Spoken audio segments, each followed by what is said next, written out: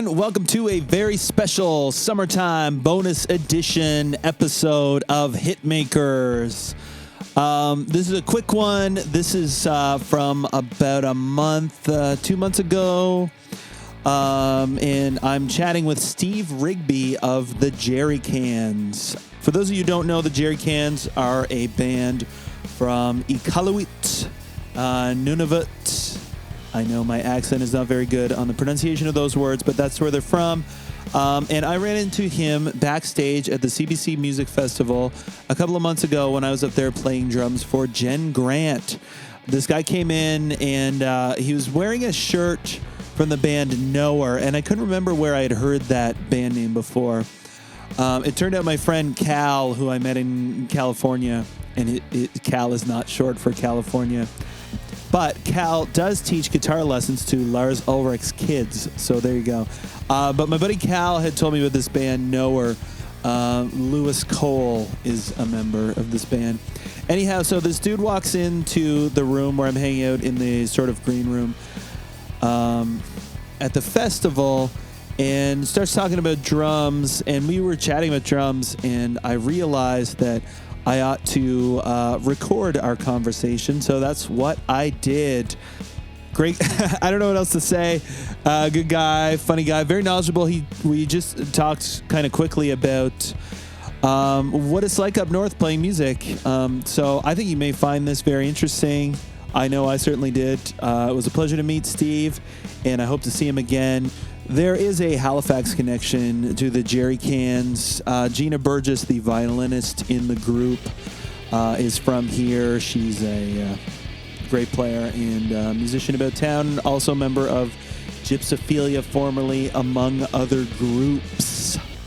I met Gina when we were both playing in the Paper Beat Scissors band years ago. Anyhow, I think you're really going to enjoy this. So here it is, my conversation with Steve Rigby.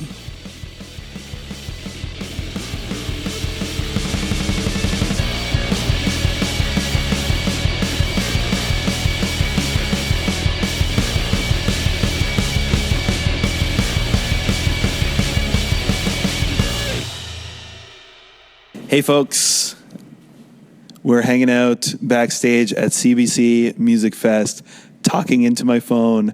I'm here with Steve Rigby of the Jerry Cans. How are you, Steve? I'm doing great, man. Thanks. How are you? Also great. Awesome. It's good to be here. Have you played this festival before? No, this is definitely the first time. Yeah, same here. So we were just talking about drumming, and that's what I was thinking as you were talking. I was like, I should turn my recorder on. Yeah. But anyhow, how long have you been playing with the Jerry Cans? Well, the Jerry Cans is the group now. It's been about 6 or 7 years, but a couple of the guys, we've been playing since high school. So I was like 16, 17 or whatever when we were hammering out Metallica and Ozzy Osbourne covers. Cool. So, yeah. What was the band called at that point? It was called Ivory Hail, way back when, yeah. Wow, love it. Why that name? My buddy's uncle picked it. His uncle Guido. Yeah. Okay. It was Ivory. I don't know why the hail Ivory, because in the north you've got walruses and narwhal and lots of ivory. But I'm not sure about the hail part. But we were just like, yeah, that sounds cool. Let's do it. Yeah. Yeah. Cool. And you live in Iqaluit, Nunavut. Yeah. Cool. And what's the music scene like there? It's awesome. It's kind of booming right now. It's great. It's sort of really local, kind of like any sort of real tight scene. It's everybody sort of plays with everybody. You've got some real great artists coming in through the Iqaluit Festival, but then you've also just got a whole bunch of people that are really interested in playing and getting together and playing at the local Legion, or people are doing these pop-up sort of like coffee shop shows or whatever. It's pretty cool. It's a lot of fun, very tight knit, and some really talented artists that are kind of hidden away up in the north. Yeah, so it's kind of neat and unique. Yeah, it's really cool. Yeah. So is touring a big part of music? I mean, obviously you guys are touring, but when you're starting out, is that a big thing? Yeah, I think so. Well, yeah, for sure. You know, playing, gigging, getting out there, getting your name, and you know, I don't know if it's the most important now, like with the the internet and the presence of the internet and all that, and that access of being able to find anything online now. I think I'd say like having fun and having a really good show, and it's probably more important than playing a lot of them, but. But yeah, no, I mean it's great. I think it's super important for artists. Well, for me at least, like it gave. Growing up in Nunavut, we didn't really get a lot of shows. It's super expensive to get there, so not a lot of artists coming up. So going on tour and checking out all these festivals, you get to watch all these other artists that are just amazingly talented, and you get to like hang out on side stage or like watch people's sound checks, and you're just like, oh, that's how you're supposed to do it. Or, oh, man, like, these guys are killing it, and they're just having so much fun, and then they do this thing, and you're just like, you just learn so much from, like, your peers or whatever, like showing up to the show. So I think as for the band, like, for me personally, I would have to say is that, like, the touring part has been super important because you get to see the music world, what it takes to be an artist, and how fun or awesome it is. Yeah, totally. So totally cool. Yeah, like I'm from PEI, so is particularly like bands would come to Charlottetown, but they wouldn't come to Summerside, which is where we live. Like I remember Gob came to Summerside when I was in grade 11, and they were like the biggest band to have ever come there. In our eyes, they were like as big as you could get. And they played the local skate park, and it was like super exciting. But it was a rare thing that they would come there, and even touring from the East Coast can be weird because there's like a cluster of cities that are within, let's say, a 5-hour drive of each other. But beyond that, it's Montreal. Yeah. And then it's like a kind of another thing. And just to get out there is like you're taking a chance because you've never been to any of these places and nobody's heard of your band or whatever. Yeah. So I'm just always curious what that's like for other people. Yeah. Well, I mean, the touring, the fest, for us, the biggest thing was the festivals, like going to a festival. I mean, so many people haven't even heard of Nunavut as a territory, let alone like a band from there. So going to the festivals was awesome because the crowd was already there. Like people were already out and engaged, and those kind of active people will see something and be like, "Oh, I've never heard of this, and I want to go check it out." Or, basically the crowd's already there, and you just gotta entertain them. So like it was awesome when we started playing the folk festival scene. I think that really sort of started. That's when we kind of started to get a little bit of an upswing there. Yeah, cool. But it was super important because you just show up at the festival. And everyone's already there probably to check out a whole bunch of other bands, and they're there, so they're gonna come check you out too. So it's super cool. But cool. All right, so let's switch gears. So you were saying you got started. It sounds like you maybe had a similar experience to what I did when you get started playing drums, where like everybody learned the guitar and so. If you're a drummer, then you can be in a band, or also it's like if you want to be in the band and you can play the drums, like you're in. How'd you get started? I guess basically our friend Doug Lem that we all worked for wanted to start a work band. He was like a caterer, and a bunch of us all worked for him, and he bought a drum kit so we could start this band. And anyways, everyone played guitar, and then one day the guys were all learning a bunch of tunes, and I just kind of sat down and tried it. And basically out of anyone who sat down and tried it, I was the closest thing that sounded like normal, So then I was like, that was great. And they were very encouraging.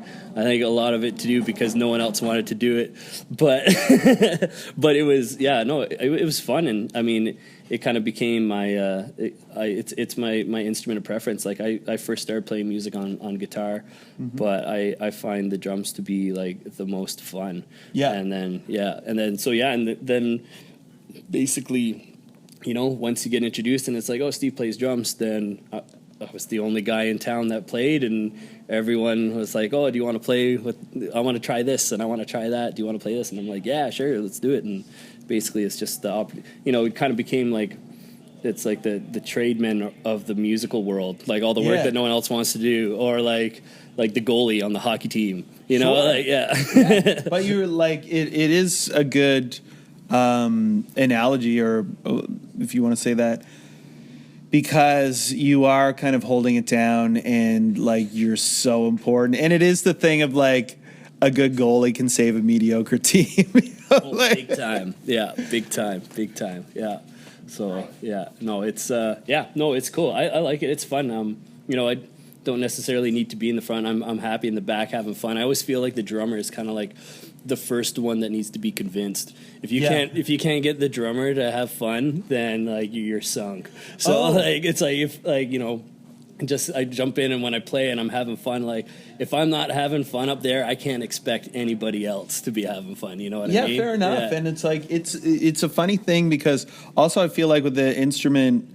For me, it was a long time of like playing at home, and like now and then you get a chance to play a show. And so it took me a while to wrap my head around the idea that like I'm what everyone is supposed to dance to. Yeah, totally. So I got to be providing that. Yeah. But it also is like that's a big job and an important job, and it's like cool to have that role. Yeah. No, it is. It's cool. It's kind of like the heartbeat. Yeah. But it's kind of interesting. It's sort of like I find when the drums are into the song, it's like, okay, what do you expect people to do? Like, what do you want from the people, like, in this crowd? Like, how do you want them to feel? Like, do you want them to dance? Do you want them to dance fast? Yeah. Do you want them to dance slow? Do you want them to just sit and listen? And, like, you know what I mean? So it's like, I find a lot of like you kind of shape a song, but then I find the drum and like the beat or that rhythm is kind of like the defining factor of how people are actually going to enjoy the music. Are they going to crank it on their stereo, or sure, are they, going to listen to it lightly? Are they going to? And I think a lot of that is the dynamics of the drums in there. So I find it interesting. It's such a a different side of the musical world, like totally, but cool. So, how many bands are you playing currently? Well, right now I'm playing with the Jerry Cans. I play with another band from Iqaluit called the Trade-Offs. So I play with them. Josh Kamarea, he's coined as Arctic Soul. Him and our buddy Jeff Maurice. So I play with them as well. They kind of, it's a Trade-Offs name. They kind of like, switch artists up every once in a while. And, we got different schedules, so I'm not playing with them all the time, even though I'd love to. And then I back up Reet as well. She's from Pannartu, which is just a bit north of Iqaluit. And she's got a sort of a pop, folk pop sort of sound, which is kind of cool. So it's totally neat and different, and a lot of Inuktitut as well. So it's really cool. And I'd say those three out of the regular. But then I'm basically, anytime someone says, "Hey, do you want to play?" I'm like, "Yes." So like I'm almost always like a lot of the festivals, especially in the north. I'm just automatically house band. Yeah. Like I don't know how many fiddle competitions, whether in Dawson City or in Nunavut, or like the Nunavut Quest in Iqaluit, which there's a dog race team from Arctic Bay to Iqaluit, and at the end of it they have a big square dance, and it goes till like 3 a.m. and like it was amazing. The shortest song was like 45 minutes. So cool. Yeah. All right. We got to wrap it up. Thanks so much, man. Yeah, man. Yeah, thank you. Yeah, it's cool. Cheers.